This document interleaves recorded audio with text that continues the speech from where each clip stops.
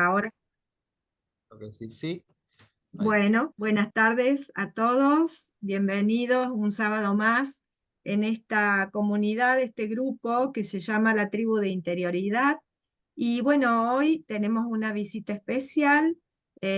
Nuestro amigo David, ya lo consideramos amigo porque es hermano de Jacob Malovani. No sé si pronuncio bien, ustedes me dirán. En Eh, realidad la W se pronuncia B, como Volkswagen como, es Volkswagen y no Volkswagen. ajá, muy Así es, bien, muy Malovani, bien. parezco italiano. La Muy sonoridad de bien. mi apellido. Bienvenido entonces, y bueno, Gracias. él nos va a presentar su tema hoy, que Bueno, estamos todos yo, interesados en conocer. para que no se me distraiga, suprimí las ventanitas donde están vuestras caras, o sea, solo escucho vuestras voces, igual están silenciados, así que no, no voy a poder, no voy a pedir que lo abran. Voy a hacer la pregunta retórica. O sea, voy a hacer la pregunta retórica, ¿qué es lo que estamos viendo? Y la respuesta la tenemos más arriba, porque arriba dice Teodoro Herzl, ¿tá? Que si yo le preguntase a los asistentes quién es Teodoro Herzl, diríamos que es el fundador del sionismo y el padre del Estado de Israel. ¿Y qué estamos viendo en la pantalla compartida? Bueno, estamos viendo un capítulo del libro fundador del movimiento sionista, que se llama El Estado Judío, en alemán de Judenstaat. Y un capítulo, miren lo que dice, Palestina o la Argentina. Con lo cual surge la pregunta de por qué aparece. Bueno, cuando hacemos la aclaración que cuando dice Palestina nos estamos refiriendo a la tierra de Israel o Palestina. En ese, no, en ese momento, la única denominación que tenía la tierra de Israel para el mundo no judío era Palestina. Y la otra opción es la Argentina. Y bueno, eso es lo que vamos a elucidar. No anoté la hora que empezamos, empezamos 14:10, así yo tengo noción del tiempo. Vamos a empezar con una serie de eventos cronológicos que nos van a permitir explicar cómo apago el celular, el, esta historia de los gauchos judíos tuvo una relación como si fuese un baile con Teodoro Herzl, donde sacó varias de las ideas que él después llevó a cabo o otros llevaron a cabo en la tierra de Israel-Palestina, dando nacimiento al moderno Estado de Israel. Y entonces vamos para atrás en el tiempo, vamos para atrás en el Word. Y el primer evento importante es el fallecimiento por homicidio, por asesinato de Alejandro II.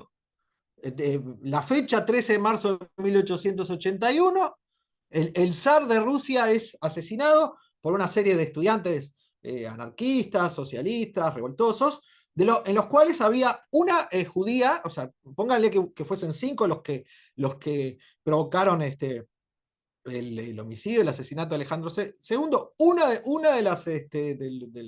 de las homicidas era de apellido Hellman y era judía.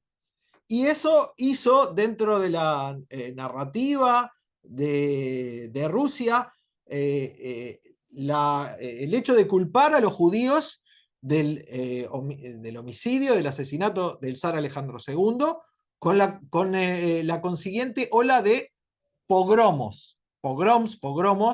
¿Qué son los pogromos? Bueno, eran esas digamos, eh, ola de vándalos que iban a las villas donde vivían casi exclusivamente los judíos, a saquear, a matar, a infundir miedo. Por eso si ustedes vieron la película El violinista del tejado, la película termina que en el pueblo donde vivía Tevi el lechero, el pueblo se tiene que ir cuando ya no soporta más la ola de pogromos. La fecha, entonces, la primera fecha que tenemos en cuenta, yo la voy a anotar, 13 de marzo de 1881, asesinato del zar Alejandro II. Otra fecha a tener en cuenta, agosto. El año el mismo, 1881. ¿A quién estamos viendo en la foto? Bueno, la pantalla lo indica. El presidente argentino, Julio Argentino Roca. ¿Qué, ¿Qué coincidencias podemos hacer entre lo que está pasando en estos momentos en esta conferencia de Zoom con la época que se estaba viviendo en el mundo? Bueno, no llené de imágenes la página web, porque tampoco somos niños, pero podemos imaginar que en 1830 empieza el proceso de expansión del ferrocarril a través de todo el mundo, inclusive la Argentina, inclusive Europa, inclusive Asia, el ferrocarril. ¿Qué permite el ferrocarril? Bueno, permite que tierras que formaban parte de la cartografía de los países americanos que nacieron, como todos sabemos, por los años 1820, 1825, etcétera, 1810. Bueno, en la cartografía teníamos la delimitación de un país, pero era un desierto que hasta el día de hoy es un desierto, les voy a contar, de alguna manera. El ferrocarril hizo que se pueda colonizar las tierras y que para colonizar las tierras precisamos gente. O sea, no podemos colonizar las tierras si no tenemos gente. Y la Argentina no tenía gente. Tampoco Uruguay tenía gente. Entonces, ¿cuál fue la idea de la época? La idea de la época era traer inmigrantes. Julio Argentino Roca se da cuenta de la ola de pogroms que está sucediendo en Europa Oriental y dice, vamos a aprovechar esos judíos que vengan a colonizar nuestras tierras. Entonces, en agosto de 1881 se dicta un decreto donde se faculta a cónsules diseminados por toda Europa a que traigan inmigrantes, entre ellos los inmigrantes judíos. Vemos ahora al varón Mauricio de Hirsch. Volvemos, ¿qué les estaba diciendo? O sea, tenemos la otra fecha, 1830, la expansión del ferrocarril. ¿Y quién era este hombre? Este hombre era un gran empresario, un gran magnate, venía ya de una generación de magnates, creo que ya el abuelo ya era rico, pero este hombre emprendió la tarea de trazar la línea, de establecer la línea del Expreso de Oriente, aquel expreso que habla la novela de Agatha Christie. Bueno, es una línea ferroviaria que fue construida por este hombre, por este judío emancipado, laico, millonario, que toma la tarea de construir esa línea de ferrocarril. Entonces imagínense, una línea de ferrocarril que va de Viena a Constantinopla. ¿Quiénes estaban en el camino? Los judíos, los judíos yidishes, los judíos de habla yiddish. Y la pregunta es, ¿por qué vivían ahí? Porque en la época anterior al ferrocarril, al zar de Rusia y a las autoridades de Rusia de la época, les parecía que Europa Oriental era una tierra que no era de enorme trascendencia para la nación rusa. Entonces le decía, bueno, ya que no es una tierra de enorme trascendencia para la nación rusa, que los judíos se establezcan ahí, en esa zona de residencia. Pero cuando el ferrocarril hace que todo sea más cercano, todo sea más fácil, los rusos se dan cuenta que tienen un problema, tienen a millones de personas viviendo dentro de Rusia que no hablaban el ruso, que tenían una religión de la cual eran fervorosos, devotos. Un palito. ¿Verdad? A ver, Este, le vamos a pedir a Guillermo que silencie el micrófono, así no, la así cuestión, puedo. la cuestión es que también Rusia era una nación piadosa. Quería que sus súbditos sean miembros de la Iglesia Ortodoxa. Y tenía millones de personas que, obviamente, ni hablaban el ruso, no eran modernos, y tenían una religión que no era la ortodoxa. Entonces,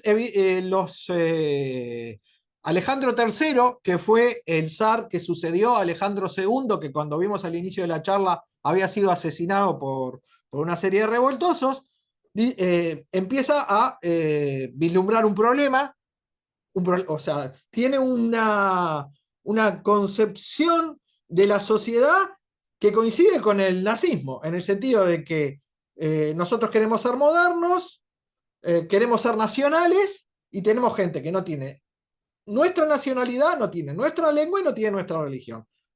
Vamos a rompernos la cabeza para solucionar el problema. Y el problema se quiso solucionar mediante tres maneras. Tratando que los judíos de la zona de residencia emigren, tratando que se conviertan a la religión protestante y aprendan la lengua rusa, o que se mueran. ¿Tá? Eran las tres soluciones que el zar Alejandro III tenía para los millones de judíos que vivían en la zona de residencia, en Europa Oriental.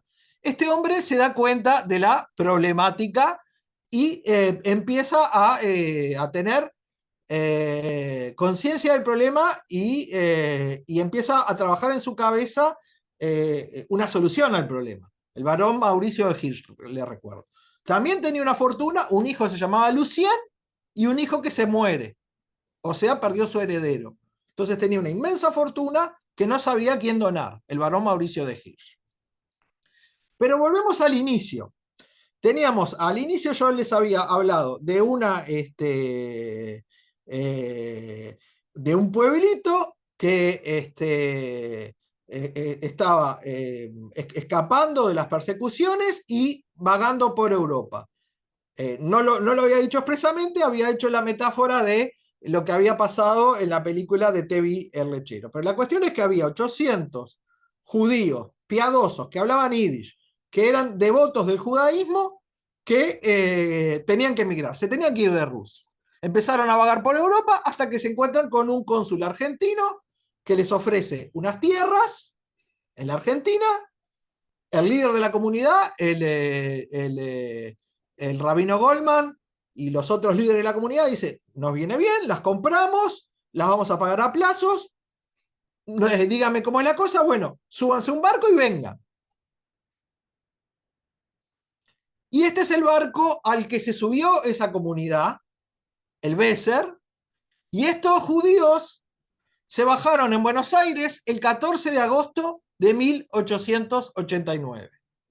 Fecha que hay que recordar, y yo la voy a anotar, 1889. Y acá empiezan los problemas. ¿Por qué? Porque, en primer lugar, bajan en Buenos Aires. ¿Había judíos en Buenos Aires? Había judíos en Buenos Aires. ¿Qué tipos de judíos eran? Seculares. ¿Qué idioma hablaban? Ya estaban hablando el español, el inglés, el alemán. Eh, Estaban tratando de que se les reconozca, que se le dé la ciudadanía, de que se reconozca la religión judía como una religión permitida por el Estado, y de repente tienen 800 judíos atrasados, que hablaban yiddish, que eran devotos, que eran mal vestidos, etcétera, etcétera. O sea, que no eran modernos. Entonces se dice, cuentan las malas lenguas, que lo que se le ocurre a la colectividad judía es sacarlos de Buenos Aires, alejarlos de Buenos Aires. Otros dicen que, bueno, que habían comprado unas tierras cerca de La Plata, que las habían comprado a un precio, pero el precio había subido, entonces dicen que era un familiar de Hernández, el autor del Martín Fierro, algunos dicen que era el hermano, otros dicen que era otro, que era un primo. Bueno, la cuestión que él no cumplió, tenemos 800 judíos con estas características en el puerto de Buenos Aires, la colectividad se preocupa, van a hablar con el asesor letrado de la colectividad judía, de apellido Palacios. Palacios tenía unos campos en Santa Fe, y esta gente se va a Santa Fe a supuestamente colonizar los campos del señor Palacios, que se lo iba a pagar con las cosechas a plazos. Esta gente se toma el tren, se va a una estación, y sin saber el idioma, sin gente que lo reciba, en medio de un desierto, se quedaron en la estación, muertos de hambre, sucios, no entendiendo nada, siendo un problema serio. Y acá viene otro personaje no muy conocido fuera de la Argentina, más conocido para la gente que estudió, que es el señor Wilhelm Lowenthal. ¿Qué pasaba con Wilhelm Lowenthal? Era un médico higienista que se había ido, pónganle que a la selva, a Misiones, a estudiar las enfermedades tropicales. Venía de Misiones, se baja en la estación, creo que era la estación Palacio, y ve a estos 800 judíos con los cuales casi que comparte el idioma. Él hablaba alemán, ellos hablaban yiddish, el yiddish es un dialecto alemán, y interioriza de la situación. Y para ir apurando un poco la historia, dicen que Lowenthal se contactó con el barón Mauricio de Hirsch y quiso matar 2 pájaros de un tiro. ¿Qué quiero decir cuando quiso matar 2 pájaros de un tiro? Bueno, quiso darle una solución a esos 800 infelices. Incluso había habido una epidemia de tifus y se habían muerto 60 niños. Y quería un poco encajar con los planes que tenía el barón Mauricio de Hirsch de salvar a los judíos de Rusia, que les recuerdo que estaban en 3 situaciones: obligados a convertirse al cristianismo ortodoxo, a aprender el ruso, a irse, que evidentemente lo que optaron fue por irse, y por eso constituyeron la gran colectividad que forman los judíos en Estados Unidos de América, o morir. Y entonces le dice, ¿por qué no hacemos un gran plan para sacar a los judíos de Rusia y traerlos a la Argentina? Y al varón le gusta la idea, funda un banco que se llama la JCA, que quiere decir Jewish, de judíos, Colonization, que quiere decir colonización, y Association, que quiere decir persona jurídica, un banco en la cual él deposita su dinero, y con ese dinero empieza a comprar tierras en la Argentina. Y hace un gran plan, o mejor dicho, hace una gran campaña propagandística en Europa Oriental, diciendo, voy a llevar a miles, o quién sabe si no serán cientos de miles de judíos de Rusia a la Argentina. Todos los diarios de habla yiddish hablaban de este hombre, de este plan y de ese banco. Se dice que el capital que le donó a ese banco, o a esa asociación, serían millones de dólares en la actualidad. Y vamos llegando un poco al fin, porque se nos va acabando el tiempo, al fin de la historia. Este hombre es el del principio, es Teodoro Herzl, un periodista de Europa Central, emancipado, abogado, que no podía ejercer la profesión de abogado porque en ese momento la legislación le prohibía a los judíos formar parte del poder judicial o ser abogados, y entonces se había transformado en un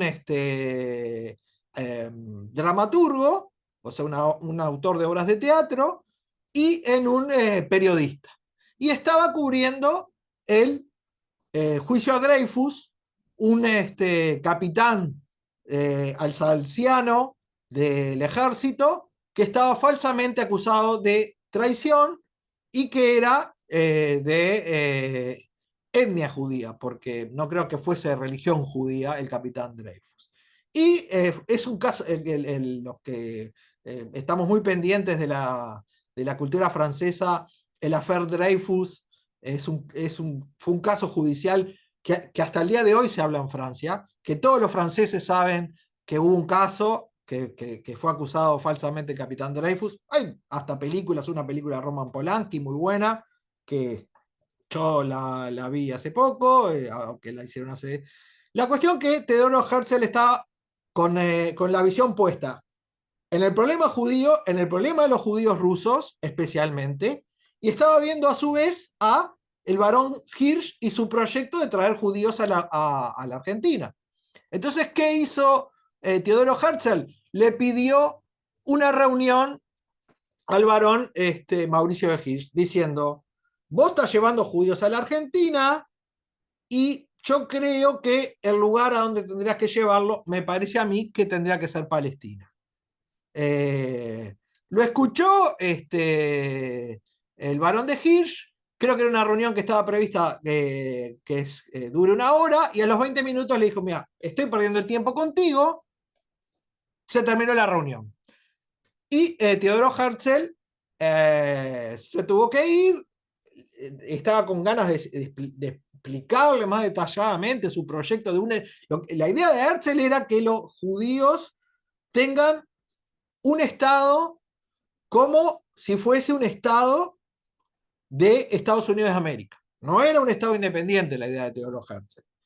Y por eso él pensaba negociar con el Imperio Otomano, que se estaba desmembrando, que estaba cayendo, para que en Palestina se dejase la inmigración de los judíos, se permitiese la inmigración de los judíos, se crease un Estado y los magnates judíos pagasen la deuda externa del Imperio Otomano, bueno, que lo estaba llevando al colapso.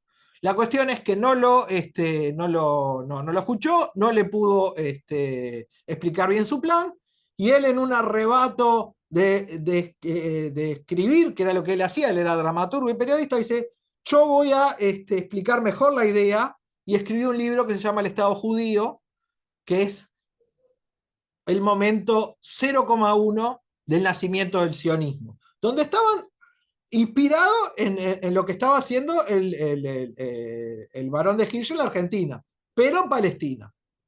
Comprar tierras, llevar colonos, crear un banco, llevar primero gente pobre que trabaje la tierra, y después, él decía, van a venir atrás de ellos la clase media. Bueno, eso es en grandes rasgos la historia que tenía para contarles. Tengo algunas fotos de Entre Ríos. Este que está en la foto soy yo con 20 años menos. Este fue la cuestión biográfica, cómo descubrí física y visualmente la historia, que después me puse a estudiar, viendo un cartel yendo para Santa Fe que decía Circuito Histórico de las Colonias Judías, Villaguay, la colonia a la cual se acercaba ese cartel era Villa Domínguez, ni bien vimos el cartel, fuimos a una oficina de turismo y nos llevaron a Villa Domínguez, donde conocimos a Quiroga, que nos explicó la historia. Este es Moisésville, el pueblito que se fundó con esa colectividad, con esa aldea al cual Palacio llevó a Santa Fe. Moisésville goza buena salud y existe hasta el día de hoy. Estas son mis hijas 20 años atrás en un monumento en Villa Clara, en Entre Ríos. Yo les pido que me digan en cuántas partes del mundo van a ver una menorá como monumento emblemático de una localidad, Villa Clara. Villa Clara era el nombre de la esposa del barón de Hirsch. Vean otro afiche donde vemos la menorá, el candelabro judío,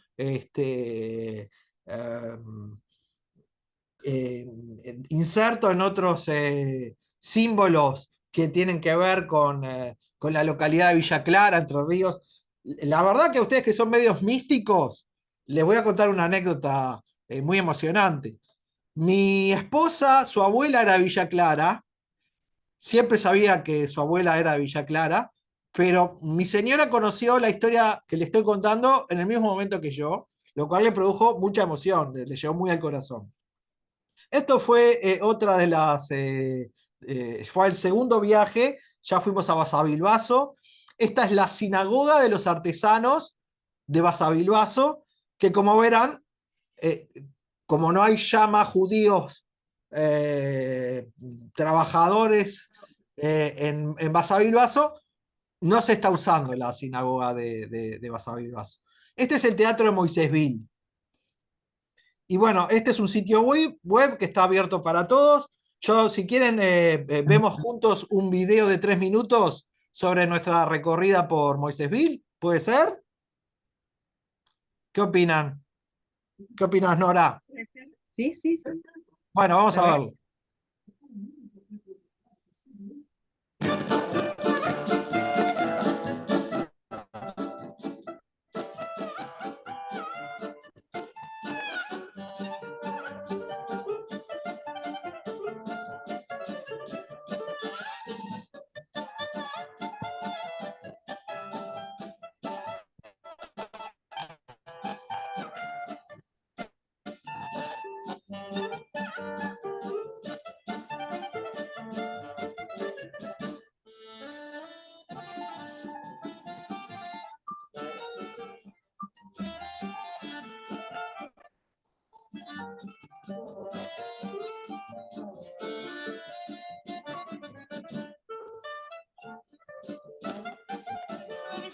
Ese edificio, y acá solamente dormían las mujeres.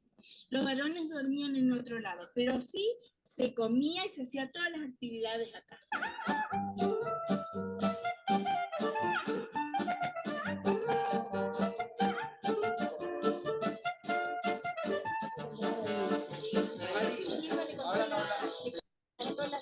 La historia de las instituciones. No. ¿O no? No. Este es el Teatro Cadima. El Teatro Cadima, en realidad, nace la Sociedad Cadima en en el año 1909. Ellos querían fundar una biblioteca, un teatro y una universidad. En el año 24 abren todo lo que es la parte frente del edificio, sería la parte alta de la biblioteca y abajo hay dos salones y un hall de entrada. Y el 1929 inaugura lo que es el teatro propiamente. Bueno, vamos a entrar para que lo conozcan. El teatro está original, salvo dos cambios que tuvo por cuestiones climáticas, una por un tornado que voló la mitad del techo en la parte alta del escenario. La segunda refacción que hubo que hacer es que 20 años hubo inundaciones y las napas estaban al ras del piso. Entonces, debajo del escenario y eso quedó inundado muchos años y pudrió todo el piso del escenario. En la capacidad del teatro tenés 350 butacas en la parte baja, 150 en la parte alta. Y en los palcos. En el piso de pinotea original. En 1929. Y acá se hacían las grandes obras, un teatro que tenía orquesta, tenía grupo de coro, grupo de teatro, se proyectaba cine 5 veces a la semana. Es el lugar donde se hacían todas las actividades culturales. Hay varias causas que produjeron migraciones. Primero, que los hijos de inmigrantes no recibieron parcelas de tierra. Segundo, los hijos se fueron a estudiar en la ciudad de universidades y no volvieron más. Tercero, con la creación del Estado de Israel hubo mucha gente que migró a Israel. Y cuarto es el deslumbramiento natural de los jóvenes con la ciudad. Ese es el lugar que ocupaba la cuarta sinagoga. Había 4 sinagogas en Moisésville, hoy hay 3.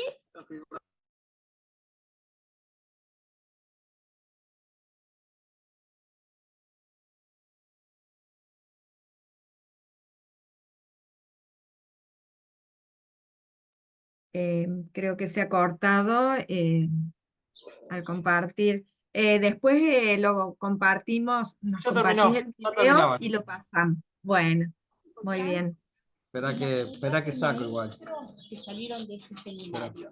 Salieron más de 500 maestros que están por todo el mundo. O sea, Ahí está, ya está. Después lo Bueno, vamos a compartir el video. Si nos pasás, lo gracias. compartimos a los grupos. Gracias. Bueno, David, ¿algo más que quieras No, decir? Si no, creo que vamos a terminé en tiempo y forma, ¿no? Había empezado hoy 10 Perfecto. y son y Sí. 40 justito. Soy un maniático del tiempo. Bueno, seguramente quedan muchas cosas por decir, muchos sentimientos, emociones que le provoca a cada comunidad que han vivido, se han instalado y han crecido, ¿no? En Argentina, como en Uruguay y bueno, en Latinoamérica, ¿no? Siempre han sido todos de alguna manera bien recibidos, porque en distintos lugares hay comunidades como las que nombrabas. En Córdoba también, yo soy de Córdoba y bueno, sé que acá hay una hermosa comunidad también. Así que bueno, te agradecemos muchísimo y vamos a dar lugar a los participantes que se han unido a esta charla para escucharte. Algunos me dicen que querían conectarse y no podían, no sé, yo por lo menos no recibí a nadie acá que me dijera que quería ingresar, así que puede haber algún error en el código. Lidia, estabas interesada que ingresaran, pero no me figuraba nadie aquí para ingresar. A veces, bueno, hay Hola, problemas. Nora, ¿Sí? no sé, eran todos compañeros del grupo de Yiddish de Ajá, David y probaban bien, ponían bien sí. el Tribu 2024 y les negaba el acceso, les decía que era incorrecto, que probaron varias veces. Bueno, debe ser Ah, algún error. Yo pude entrar bueno, perfectamente temprano y creo Sara. que entré ahora, a lo mejor ustedes pusieron con letra minúscula tribu y No, era no, no, no. Yo ya les puse que era todo en mayúscula y me dijeron que probaron varias veces. Bueno, en fin. Bueno, Yo de todos modos, después les vamos a compartir la grabación ya le dije que está siendo grabado. y ellos van a poder realizar los Exacto. comentarios hacia ¿Te gustó, David. Olivia? Mucho, mucho. mucho, Bueno, David, me encantó. Bueno, Además, le vamos a dar la aprendí, palabra perdón, A Sara que no, fue la primera en conectarse. Sí, Sara, te escuchamos, bienvenida. me encantó, David, felicitaciones, fuiste muy claro y a mí me abrió muchísimas, tenía ideas, pero no tan concreto como lo que tú expusiste. Así que muchísimas gracias. bueno, las Muchísimas órdenes. gracias. Fue un placer realmente Bueno, escucharte. muy bien. Un gusto, Sara, muchas gracias. Livia, sí, estabas comentando algo, no sé qué querés decirle a David. No, no. Yo también tenía alguna idea porque tengo una amiga argentina cuyos padres y abuelos estuvieron allí, pero hoy me enteré de mucho más. La que está levantando la mano es Aida. Bueno, sí, le vamos a dar la palabra a Aida a ver si nos quiere comentar algo. Te escuchamos. A mí me gustó mucho, te felicito, David. Me Gracias, gustó, Aida.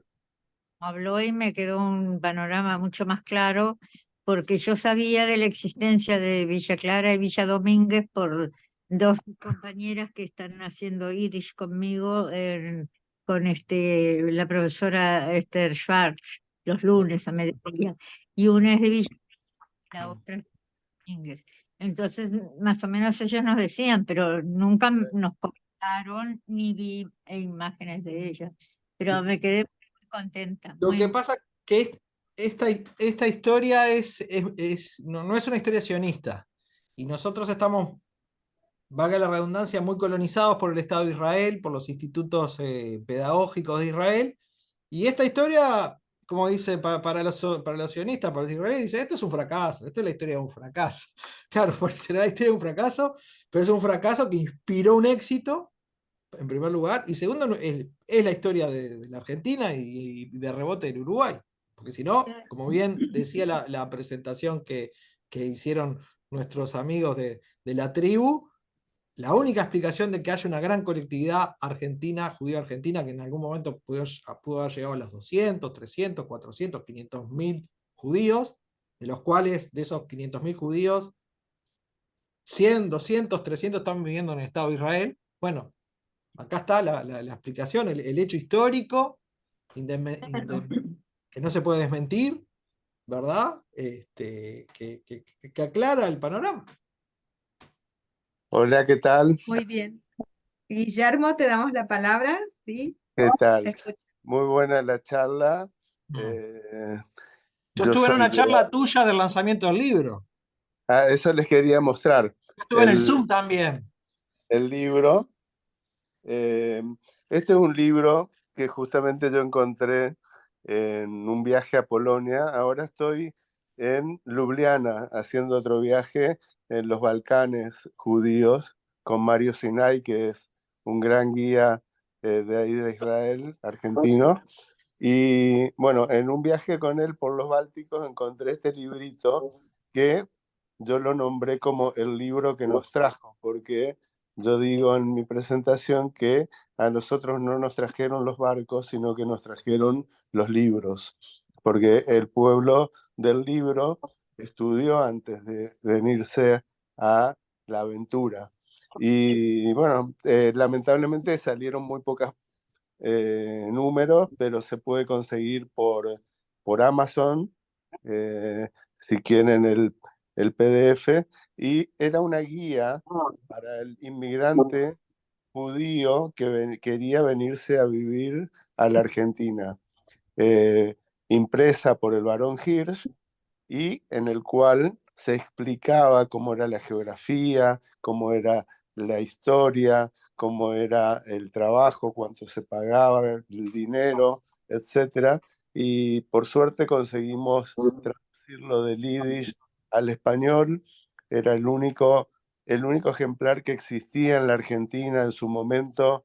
Se destruyó en el atentado de la AMIA, así que fue una forma reparadora también de devolver un poco de la historia de los judíos en la Argentina a través de la publicación de esta guía para el inmigrante, publicada en Varsovia en 1893, justo un año antes de que mi familia emigrara para la Argentina. Mira. Un alto honor tenerte en el Zoom. Gracias, estuvo muy bueno todo y hay que seguir difundiendo esta historia porque, como vos dijiste bien, es poco conocida y fue un gran hito porque fue un puntapié inicial de la emigración. El mes pasado estuve en Woodbine, una de las colonias del Barón Hirsch en Nueva Jersey, en Estados Unidos, donde también el Barón Hirsch hizo unas 10 colonias a los cuales emigraron gente que por ahí fue más afortunada y cayó en buen territorio, no como nosotros que caímos en territorio argentino. Allá progresaron mucho más rápidamente que nuestros ancestros, ¿no? Muy bien, Guillermo, muchísimas gracias. Muy lindo tu aporte, muy interesante y bueno. Te avisó Esther, ¿verdad? De este Zoom, ¿no, Guillermo? Sí, sí, Esther tiene uno de mis libros que se lo mandé y me avisó para que entre a escucharlo. Muy bien, muchísimas gracias. Aida, ¿querés decir algo más? Y no te pedimos silenciar el micrófono un ratito. Bueno, gracias. Nahum dice que agradece que él pudo entrar perfectamente. Muy buena la charla. No habla porque dice que está afónico, así que bueno, un saludo especial para David. Y está conectada Erika también, Erika Helber. No sé si ¿quieres hablar? ¿Hacer algún comentario? Lo mismo Rosario, porque no están prendidas sus cámaras. ¿Sí, Erika? ¿No? Muchas personas que no pudieron estar, los mandaron los mensajes. Bueno, Bueno, ella, muchísimas gracias, muy interesante. Me llega muy de cerca porque mi marido es de ahí. Y realmente ¿De ahí de muchas dónde? gracias por invitarme a escucharlos. ¿De ahí de dónde? De Villa Clara. De Villa Clara, mirá. Está sobre representada Villa Clara en el Zoom. Sí, y estuvimos de visita ahí, muy lindo. La verdad que fue muy interesante. Muy bien. Bueno, y me despido. Muchas gracias. Dejo Chao. la palabra a Un otro. gusto conocerte. Un gusto, gracias. Rosario, no sé si estás escuchando. ¿La conoces, David, a Rosario? No. A ¿No? Rosario. No sé quién es que se ha conectado y bueno, puede ser de la tribu a lo mejor. A lo mejor. Bueno, ha sido un hermoso encuentro aquí y bueno, los que no pudieron conectarse, ya dijimos, vamos a escuchar la grabación. Así que me gustaría ahora escuchar a Magna, si quiere decir unas palabras para David. Bueno, buenas tardes a todos. Un abrazo, David. Realmente un placer, después de 6 décadas de existencia, saber un poco por qué a los judíos los llaman rusos. Bueno, Oye, y a los árabes turcos por claro, el Imperio claro. Otomano. O sea, no es un Y error. A los y a los árabes y a los judíos sefaraditas. y a los españoles gallegos, porque la cronología tiene su impronta y los primeros que llegan marcan el camino. Entonces ahora este origen ruso de las primeras colonias judías pues tiene sentido, ¿no? Sí, señor. Además me ordenaste un poco el tema porque yo creía que hasta Gerchunov, que escribe a En principios del siglo 1910. los gauchos judíos, no estaba, o sea, no estaba ordenado tan bien como vos lo conseguiste. Vos sos un pre-Gerchunov, sos un No, precursor por de supuesto. O sea, Gerchunov escribe en 1910 porque era el centenario de la Argentina. Porque era Ah, ok. 100 años de 1810. Pero él viene Y de dijeron, Lituania, bueno, ¿no? Cuando Lituania era Polonia, ¿no? sí, 1910, previo a la Primera Guerra Mundial. Sí, pero ya era una historia vieja, la historia de la colonización judía. Incluso yo paré porque en lo didáctico hay un momento que hay que parar, no se puede seguir. Pero la cuestión es Claro. que después del libro de Teodoro Herzl, que es de 1896, ¿verdad? Se empiezan a celebrar los congresos sionistas y los colonos argentinos del Barón de Hirsch adhieren al movimiento sionista, con lo cual ya a fin del siglo, ya el plan de... Y por supuesto que Mauricio de Hirsch me faltó decir que unos meses después del encuentro con Teodoro Herzl fallece. O sea que Teodoro Herzl le escribe ese libro para que vuelva a reflexionar el barón Mauricio Hirsch y se murió. Por eso después se lo lleva al barón de Rothschild el libro. Sin mucho éxito tampoco. Yeah. Decime una cosa, ¿y la presencia en la colonia judía que se incorpora a la costa atlántica, cuál es el origen? Que después se juntan alemanes y judíos a partir del año 30 en la zona de Pinamar, de Villa Gesell. ¿Todo esto qué son? ¿Alemanes judíos? Mira, nosotros los judíos tenemos muchas etnicidades. Por Ok. eso algunos estudiosos no sionistas del tema judío dicen, ustedes no son un pueblo, sino que son muchas etnicidades. Claro, Y, claro. y bueno, por supuesto, la etnicidad de casi todos los que están presenciando esta charla es la etnicidad yiddish, que son los judíos de Europa Oriental, que tienen todas esas características. O sea, nuestros bisabuelos y tatarabuelos tenían todas esas características que yo les comentaba que tanto le desagradaban a las visiones modernizadoras del zarismo. E infelizmente, porque el problema no lo, o sea, hablando irónicamente o pidiendo perdón por el mal uso del lenguaje, el problema no lo solucionó el zar, y el problema llegó a Hitler, que ya sabemos cómo lo solucionó. Por eso esa cultura solo subsiste en Estados Unidos, Okay. ¿verdad? En el resto del mundo, la cultura yiddish, incluida Israel, quedó como nosotros recordamos a los indígenas. Y alguna Oigan, cosa más. indistintamente cuando hablamos de los askenazis, ¿es hablar de los No, yiddish es muy o impreciso, es muy impreciso, porque los ashkenazim vienen de los idillistas. Los ashkenazim vienen de los idillistas. O sea que son todos ashkenazim. Pero hay judíos que se emancipan, se apartan de la religión, dejan de cumplir los mandamientos, que son cientos de mandamientos, y se integran, por eso se llama seculares, seculares, se modernizan, que son los judíos que primero emigraron, porque el judío que se emancipa, que habla un idioma, que es comerciante, que sabe que existe un continente que se llama América, o sea, gracias al Barón de Hirsch, los judíos no muy cultos de Europa Oriental se enteraron que había un continente que se llamaba América y que había un hombre que se llamaba Cristóbal Colón que lo había descubierto. Esto que yo le estoy diciendo es contado por un humorista judío que se llama Sholem Aleichem en uno de sus cuentos, que se llama En América casualmente, diciendo, ahora tenemos que aprender un nombre que es Cristóbal Colón, que en la historia de los judíos orientales no sabían ni quién era. Bueno, muchos catalanes le dicen que es judío Cristóbal Colón, o sea que fíjate cómo cierran las cosas, ¿no? Sí, bueno, lo que sí es cierto, o sea, hay que manejarse con objetividad. Lo que es cierto es que la empresa de Colón, o sea, el viaje de Colón, fue promovido por judíos conversos. Entre ellos Luis de Santángel.